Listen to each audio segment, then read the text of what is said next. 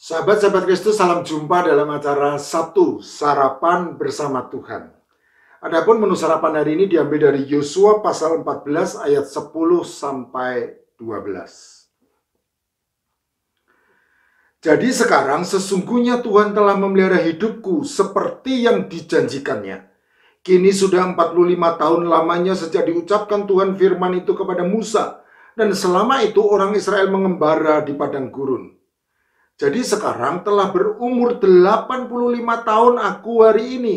Pada waktu ini aku masih sama kuat seperti pada waktu aku disuruh Musa. Seperti kekuatanku pada waktu itu, demikianlah kekuatanku sekarang untuk berperang dan untuk keluar masuk. Oleh sebab itu berikanlah kepadaku pegunungan yang dijanjikan Tuhan pada waktu itu. Sebab engkau sendiri mendengar pada waktu itu bahwa di sana ada orang enak dengan kota-kota yang besar dan berkubu. Mungkin Tuhan menyertai aku sehingga aku menghalau mereka seperti yang difirmankan Tuhan.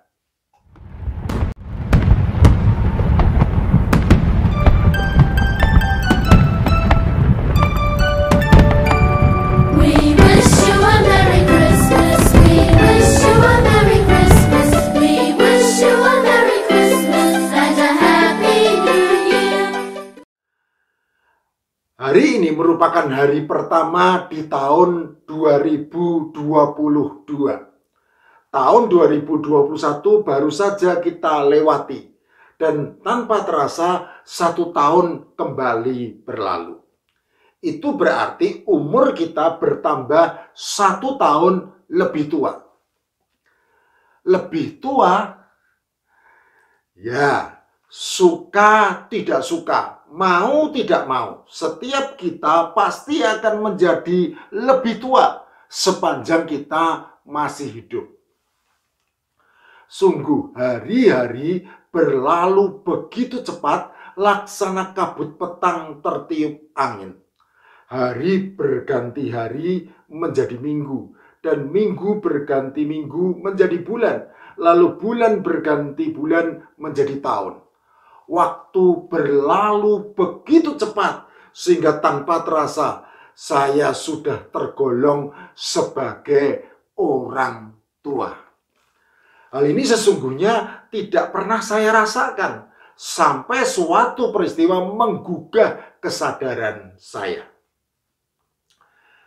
Alkisah suatu hari saya pergi ke suatu tempat dengan naik bus Trans Semarang dari halte di Simpang 5. Saya terpaksa berdiri karena semua tempat duduk sudah terisi penuh penumpang yang kebanyakan merupakan pelajar.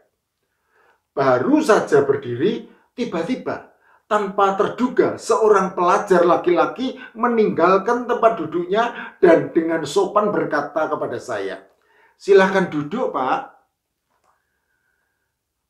Saya tentu saja dengan sukacita menyambut kebaikan itu. Dan sambil duduk saya membatin, berarti saya ini sejatinya sudah tua. Karena seorang pelajar yang mendapat pendidikan untuk hormat kepada orang tua sudah berlaku sopan dengan menyilakan saya untuk menempati tempat duduknya. Hal ini tentu saja tidak akan terjadi seandainya pelajar itu tidak menganggap diri saya sebagai orang yang sudah tua. Hal ini terus terang menggugah kesadaran saya yang selama ini beranggapan dan merasa masih muda.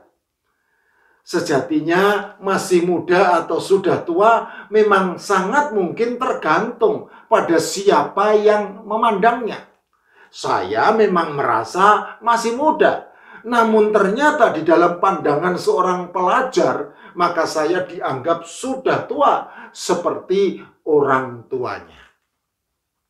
Demikian juga halnya dengan Kaleb bin Yefune yang sejatinya sudah tua, tetapi merasa masih muda. Tentu tidak ada yang salah dengan hal ini, karena masih muda atau sudah tua memang sangat mungkin tergantung pada siapa yang memandangnya. Siapakah Kaleb bin Yefune itu? Banyak di antara kita lebih mengenal Yosua bin Nun daripada Kaleb bin Yefune. Karena Yosua merupakan pengganti Musa untuk memimpin bangsa Israel masuk ke Kanaan yang merupakan tanah perjanjian. Padahal apabila menilik awal perjalanan karir mereka, maka keduanya memiliki reputasi yang sama sebagai dua pengintai yang memberikan laporan positif dan menguatkan hati di antara 12 pengintai yang diutus Musa untuk mengintai Kanaan. Bahkan di dalam peristiwa tersebut sejatinya Kaleb lebih berperan penting ketimbang Yosua.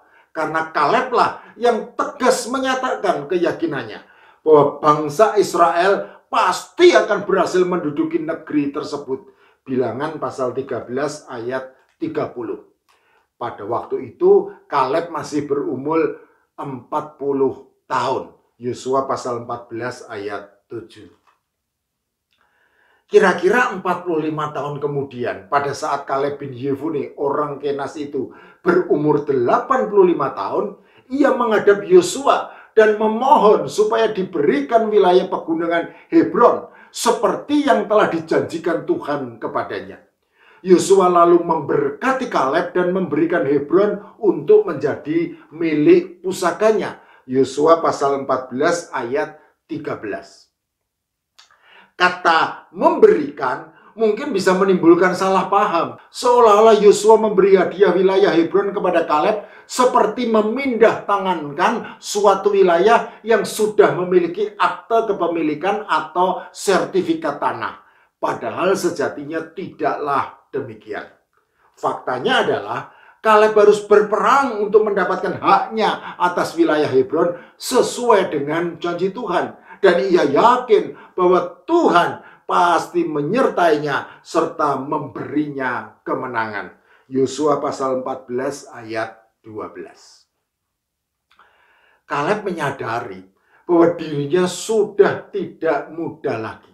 Tetapi semangatnya tetap menyala untuk maju berperang dan menunjukkan keperkasaannya. Ia berkata, "Jadi sekarang sesungguhnya Tuhan telah memelihara hidupku seperti yang dijanjikannya. Kini sudah 45 tahun lamanya sejak diucapkan Tuhan firman itu kepada Musa. Dan selama itu orang Israel mengembara di padang gurun. Jadi sekarang telah berumur 85 tahun aku hari ini. Pada waktu ini aku masih sama kuat seperti pada waktu aku disuruh Musa. Seperti kekuatanku pada waktu itu, demikianlah kekuatanku sekarang untuk berperang dan untuk keluar masuk. Oleh sebab itu, berikanlah kepadaku pegunungan yang dijanjikan Tuhan pada waktu itu. Sebab engkau sendiri mendengar pada waktu itu bahwa di sana ada orang enak dengan kota-kota yang besar dan berkubu. Mungkin Tuhan menyertai aku sehingga aku menghalau mereka seperti yang difirmankan Tuhan."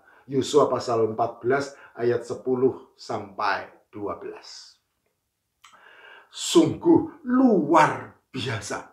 Kaleb bin Yefune, orang Kenas dari suku Yehuda, memang luar biasa. Alih-alih menyerah kalah karena usia tua, ia justru tampil perkasa dan menjadi teladan indah bagi para manula atau manusia usia lanjut untuk tetap produktif di usia tua.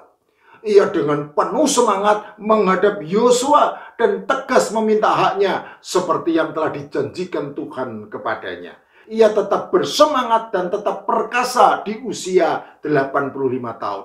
Persis seperti 45 tahun yang lalu pada waktu ia masih berusia 40 tahun. Karena ia tidak hidup mengandalkan kekuatannya sendiri, melainkan hidup mengandalkan Tuhan. Sahabat-sahabat Kristus, pandangan dunia terhadap manula atau manusia usia lanjut umumnya sangat merendahkan dengan menganggap mereka sebagai kaum yang tidak produktif, bahkan tidak berguna. Pada gilirannya, stigma sebagai kaum lemah yang tidak berdaya sering membuat para manula merasa terbuang atau tersingkirkan dan akhirnya malas untuk hidup karena kehilangan arah tujuan.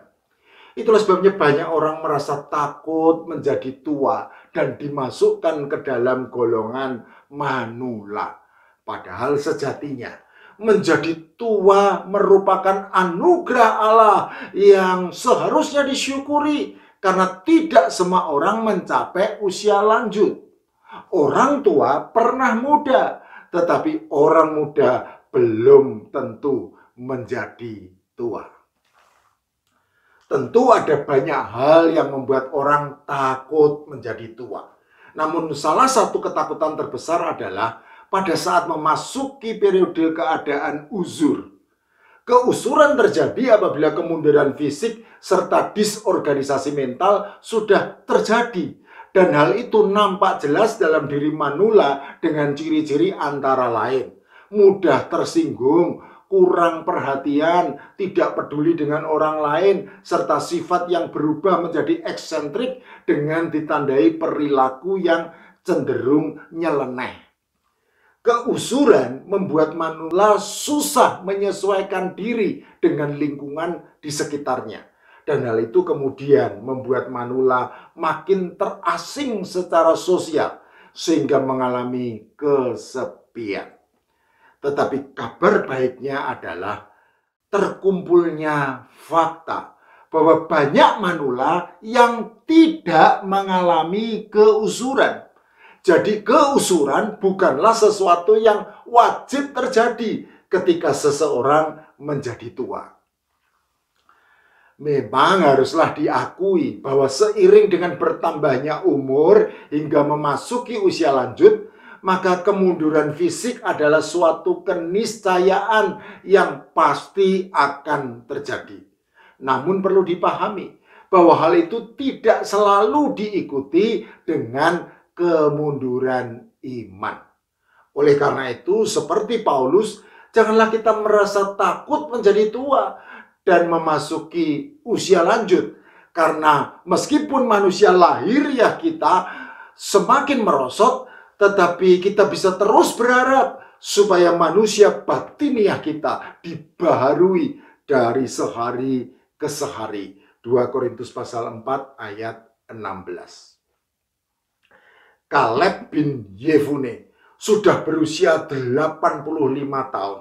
Tetapi semangatnya masih seperti 45 tahun yang lalu ketika berusia 40 tahun. Ia juga merasa bahwa kekuatannya belum memudar, bahkan masih sama kuatnya seperti masa mudanya dahulu. Sejatinya haruslah diakui bahwa Kaleb bin Yefune memang sudah tua. Tetapi ia tetap produktif pada masa tuanya karena ia tidak hidup mengandalkan kekuatannya sendiri, melainkan hidup mengandalkan Tuhan. Dan itulah sebabnya ia tampil sebagai orang tua yang menjadi teladan indah bagi setiap kita yang hidup setelahnya. Sahabat-sahabat Kristus, tahun 2021 sudah berlalu. Dan saat ini kita sudah melangkah ke tahun 2022. Suka tidak suka dan mau tidak mau, kita semua beranjak menjadi lebih tua. Hal ini harus selalu kita syukuri sebagai rahmat dari Allah yang masih berkenan memberikan kita kesempatan untuk hidup dan berkarya baginya. Oleh karena itu, berapapun usiamu, maka teruslah berkarya untuk kemuliaan Allah. Jika sahabat-sahabat Kristus masih muda, maka teruslah berkarya untuk kemuliaan Tuhan Allah dengan segenap kekuatan masa mudamu. Dan jika sahabat-sahabat Kristus sudah tua seperti saya, maka janganlah takut menjadi tua dan memasuki usia senja. Tetapi teruslah berkarya untuk kemuliaan Tuhan Allah dengan segenap kekuatanmu seperti pada masa mudamu dulu.